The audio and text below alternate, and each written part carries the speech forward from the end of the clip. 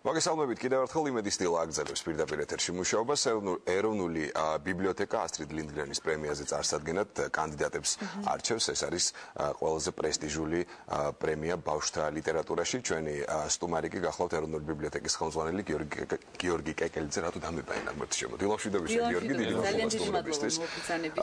სანამ შერჩევის პროცესზე ვისაუბრებდეთ, მანამდე პრემიაზე რომ ვილაპარაკოთ, რამდენად მნიშვნელოვანია ეს? მნიშვნელოვანია იმდენად, რამდენადაც თუ თქვენ გადახედავთ მსოფლიო კრიტიკას ამ პრემიას ერთი მხრივ მასშტაბებიდან გამომდინარე და ალბათ მეორე მხრივ იქიდან რომ თქვა ეს სკანდინავიური პროდუქტია, მას საბავშვო ნობელსაც უწოდებენ და თავისთავად ეს მის მნიშვნელობას განსაზღვრავს მნიშვნელობას ასევე ისიც რომ საპრიზო ფონდი მე ვფიქრობ რომ საკმაოდ სოლიდურია, არამხლად კი თითქმის 9 მილიონი ევრო, 5 მილიონი შვედური კრონა, ანუ სადღაც ეგრე გადათამაშდება ალბათ ევროში და დოლარი ალბათ უფრო მეტი. შესაბამისად მთელი მსოფლიოს თქვათ ერთი მხრივ წერლები და მეორე მხრივ ილუსტრატორები, რომლებიც ამ საბავშვო პროდუქციის წარმოებაში არიან ჩართული, ყოველთვის მოწადინებული არიან გამომცემლობებთან ერთად, ბუნებრივია და მეორე მხრივ თქვათ ანიმატორებთან ერთად, რომ ეს ყველაფერი დარჩეთ მათ ეს ჯილდო. შესაბამისად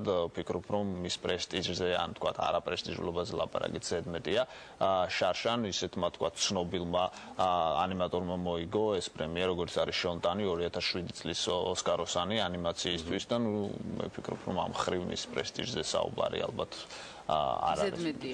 გიორგი, რაც შეეხება შერჩევის პროცესს, რა მოთხოვნები გაქვთ თქვენ და რა მოთხოვნები აქვთ ამ პრემიის წარმომადგენლებს? მოთხოვნები მათი მხრიდან არის მარტივი, ისინი ყოველთვის მოითხოვენ, თქვათ, ყოველ შემთხვევაში სასურველია რომ მათ მივაწოდოთ ის ლიტერატურა, რაც ერთი მხრივ თქვათ იქნება ღირებული და მეორე მხრივ პოტენციურად შეიძლება თქვათ იმ ადამიანებს, ანუ ჟიურის წევრებს, რომლებიც შეიძლება იყვნენ ასევე პროდიუსერებიც, რაღაც აზრით გამოადგეთ შემდეგ, თქვათ, ან ფილმი გადაიღონ ამ ყველაფერზე, ან ითარგმნოს ეს ყველაფერი სრულად. ჩვენი მხრიდან თქვათ, ჩვენ ვცდილობდით აქამდე, სანამ მე თქვათ გავხდებოდი ეროვნული ბიბლიოთეკის დირექტორი, მანამდე ერთ-ორჯერ მოხდა წარდგენა, თქვათ, ქართული ლიტერატურის და თქვათ ილუსტრატორების. ჩვენ ახლა ვცდილობთ და გადავწყვიტეთ, რომ შერჩევის კრიტერიუმების თქვათ ფორმატი შევცვალოთ და პირველ რიგში ვეკითხებით საბავშვო მწერლებს და ილუსტრატორებს, რომ ერთმანეთის გაუწიონ რეკომენდაცია და ამის შემდეგ უკვე თქვათ, როდესაც თქვათ ამ რეკომენდაციებს მივიღებთ, ჩვენ თვითონ შევარჩევთ რაღაც აზრით, თქვათ, იმ ორი თქვათ კანდიდატის წარდგენის უფლება გვაქვს კანდიდატს, რომელიც იქნება წარდგენილი. და ვის შეუძლია მიიღოს მონაწილეობა, ანუ გამომცემლობას, ილუსტრატორს, თავად მწერალს?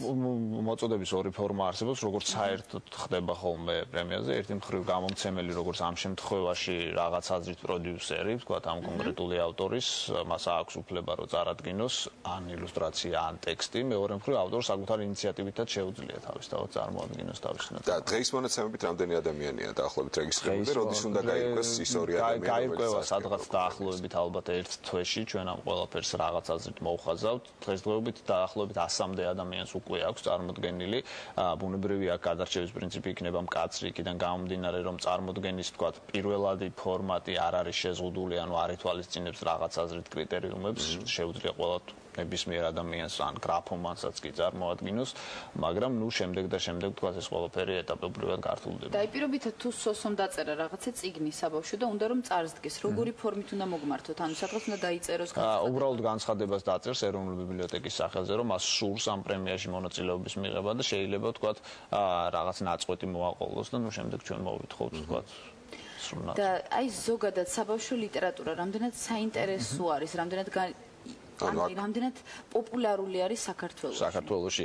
რამდენად ხშირად იქმნება? და არა მარტო საქართველოში, თუ ჩვენ ასევე გადავხედავთ რაღაც აზრის სტატისტიკას საბავშვო ლიტერატურასთან დაკავშირებით, ეს არის ერთ-ერთი ყველაზე უფრო კომერციული ჟანრი ლიტერატურის და ეს ხდება საქართველოში. საქართველოში ალბათ თუ კი რამე იყიდება, ერთი მხრივ იყიდება საბავშვო ლიტერატურა და მეორე მხრივ იყიდება სახელმძღვანელოები, მე ვიგულისხმობ წიგნებს აქედან გამომდინარე. საბავშვო ლიტერატურაში ამ შემთხვევაში თუ გაყიდვებს ვიგულისხმობთ, არ იგულისხმება მაინდა-მაინც ქართველი ავტორები თავისთავად, იმიტომ რომ ითარგმნა თქვათ ჰარი პოტერი და ბეჭდების ბრძანებელი, მაგრამ ქართველი ავტორებიც კი, რომლებიც თქვათ წერენ და იყო რამდენიმე შემთხვევა თქვათ რომ მათ დაწერეს პროზაული ტექსტი და გამოსცეს, მე ვფიქრობ რომ არ უჩივიან დიდად, უბრალოდ ერთია რომ მაინც ალბათ პოეზიაში ალბათ ესე არა, მაგრამ პროზაში მაინც სიმწირით გამოვირჩევით ავტორი. ანუ შანსები თქვენ როგორ ფიქრობთ? მე ვფიქრობ, რომ შანსები არის დაბალი, მაგრამ ის რომ ჩვენ ვთქვათ მონაწილეობ და ამ მონაწილეობის ვთქვათ ხარისხს ვააქტივირებთ, ეს პოტენციურად ზრდის იმის შანსებს, რომ სამომავლოდ ვთქვათ ჩვენ უფრო მეტი შანსი გაგვიყვანს. აი ამ უამრავი, ასე ვთქვათ, კონკურსანტიდან ვინ წყვეტს, ვინ გადავა და ვინ მიიღებს მონაწილეობას? გულისხმობთ საქართველოში. საქართველოში რა. გითხარით, რომ ანუ ეს არის ორი ეტაპი, ერთი მხრივ ვთქვათ ჩვენ ვითვალისწინებთ ნებისმიერი ვთქვათ რაღაცა რეკომენდატორის ვთქვათ არჩევას, იქიდან გამომდინარე რომ ისინი არიან პროფესიონალები, მეორე მხრივ მე ვფიქრობ რომ ჩვენ უნდა შევქმნათ თვითონ ეროვნული ბიბლიოთეკის ვთქვათ ბაზაზე, ანუ მე გულისხმობ ადამიანურ რესურსს, რაღაც სპონტანური ჟიური მაინც, ადამიანები რომლებიც ერკვევიან ვთქვათ ამ მიმართულებით. ხო, ეს არის იდეა ნამდვილად, ჩვენ შეგვიძლია წავაკითხოთ ბავშვებსაც ის ნაწარმოებები, შვენიერი იდეაა და შესაბამისად შეიძლება ხა ხმის უფლება ბავშვებს არ ქონდეთ, მაგრამ ჩვენ გავითვალისწინებთ. თუმცა მე ვფიქრობ, რომ ალბათ ბავშვები ყველაზე კარგი და კომპეტენტური ჟური. მეც ვთვლი. გიორგი, ძალიან ცოტა ხანია, რაც ეროვნული ბიბლიოთეკის ხელმძღვანელად დაინიშნეთ და დარწმუნებულება რაღაც ნოვატორული იდეები გაქვთ, რომელსაც განახორციელებთ ბიბლიოთეკას. ძალიან მოკლედ რო ვისაუბროთ. კი, ძალიან მოკლედ გეტყვით, ჩემი პრიორიტეტები ბუნებრივია, ერთი მხრივ იქიდან გამომდინარე, რომ მე რაღაც აზრით 6 წლის განმავლობაში ვიყავი ლიბჯეს ხელმძღვანელი, არის პირველ ყოვლისა დიგიტალიზაცია, ანუ ელექტრონულ ფორმატზე გადაყვანა, ვთქვათ, აი ამ მთელი იმ რესურსის, რაც არსებობს, ეს რაღაც ეტაპებს მოიცავს თავისთავად, ეს არ არის ფორსირებული, მაგრამ თავისთავად ეს არ არის ერთადერთი პრიორიტეტი.